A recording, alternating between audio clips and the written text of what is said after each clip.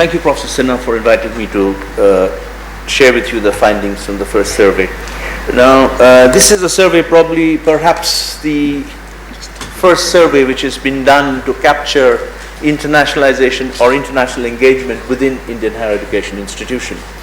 To give you a brief context of the study, Shalini from CI and I had a conversation sometime earlier this year about international engagement, and that followed on, and we conducted an online study with Indian higher education institutions.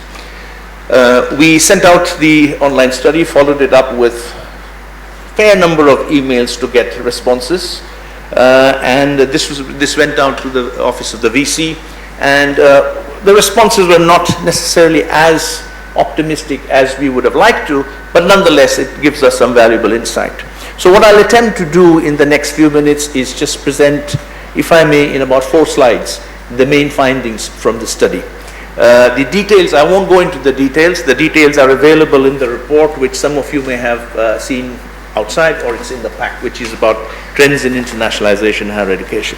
So let's try and see what was the aims of the study.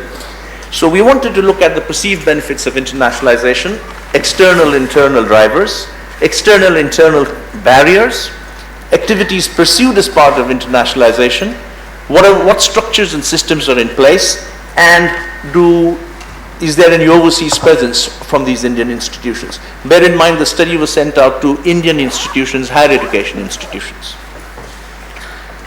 So these were spread over 6 questions with several possible alternative statements, and respondents were asked to select 3 from them, what they felt was most significant and best reflected their position. And additionally, there were 10 questions which elicited responses to infrastructural support and policy issues.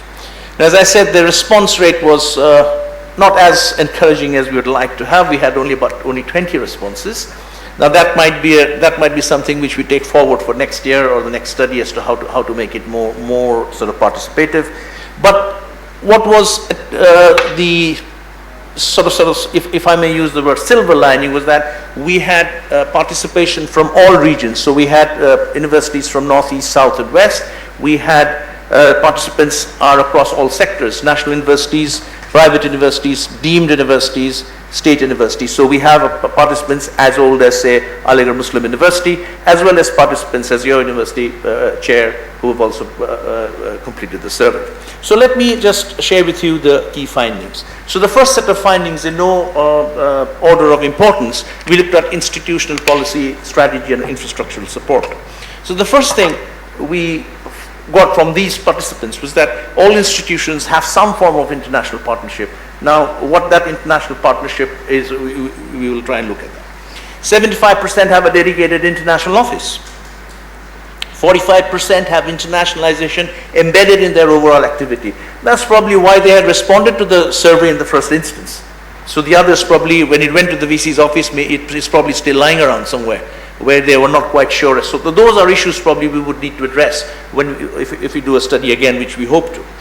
10% have some overseas presence. Now, of a participant group of 20, 10% is okay. It's not a, but there is overseas presence, and we know Joanna alluded to in her discussion about Indian universities having an overseas presence, and those of you sitting over here would probably be aware of the universities that are overseas.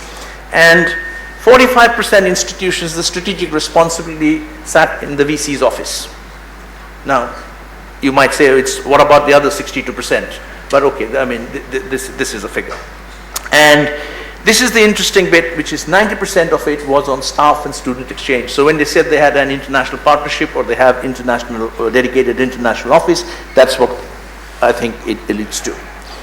Moving on, what are the key benefits and risks? The first one is an interesting one. I mean, coming from where I am, from a UK educational system, and some of you, I think, Professor, you alluded to saying about revenue generation.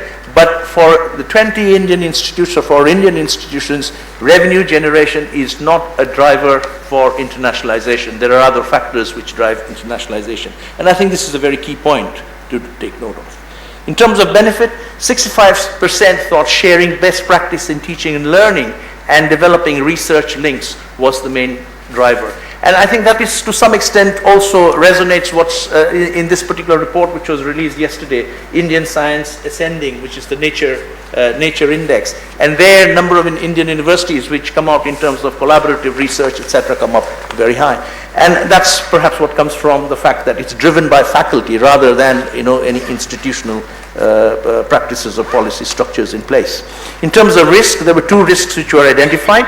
We thought 80% thought commercialization of higher education is a major risk in terms of internationalization. Although no institution looked at revenue generation as a driving point, I think they also felt that could be an issue.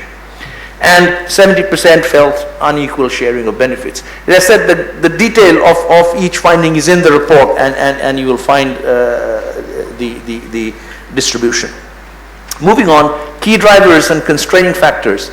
90% felt faculty were the internal drivers. So unless we all know, those of us who have some connection with driving internationalization, we know we have to find a champion somewhere, and that's what drives it. And in these cases, it was the faculty. External drivers, this was interesting to me, 75% felt it came from overseas higher education institutions. So it was not an internal thing. So it's those knocking on Indian institutions' doors which drove internationalization.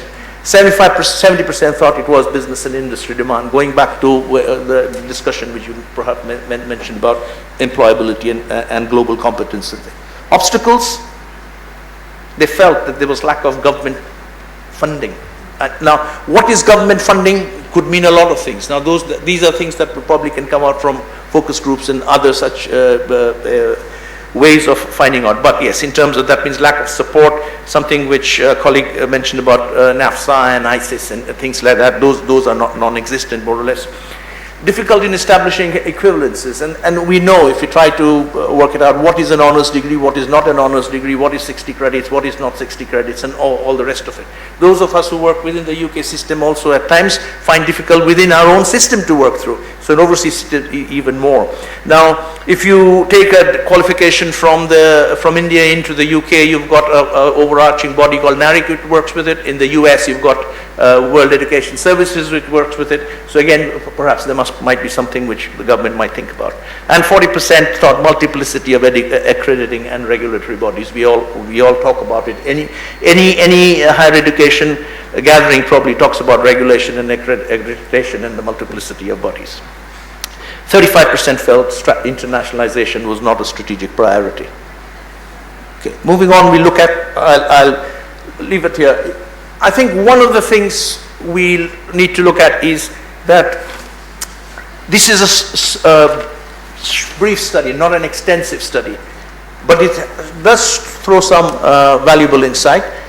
Perhaps what is required is to go further into detail, into understand what institutions mean. Obviously, what is also required is to get a much bigger participation rate. If there are 800 higher education institutions, at least if you can get a response rate from about 200, we should be able to make a good analysis. In terms of working out the survey study itself, the instrument, we've learned some things from administering the instrument where we can change in terms of asking for absolute statements, rankings, and then we can do some correlation, because we haven't tried to do any correlation between one set of statements to the other. There are opportunities there which we can do. And if that's done, I think there'll be a wealth of data which will be available for us to work with. I'll leave you with a small quote from Einstein. So, and in concluding, I think the presence of internationally engaged world-class universities can only help and facilitate and make it enjoyable for the millions of Indian students who are participating, will be participating in higher education in the current decade and the coming years to come. Thank you very much for your time.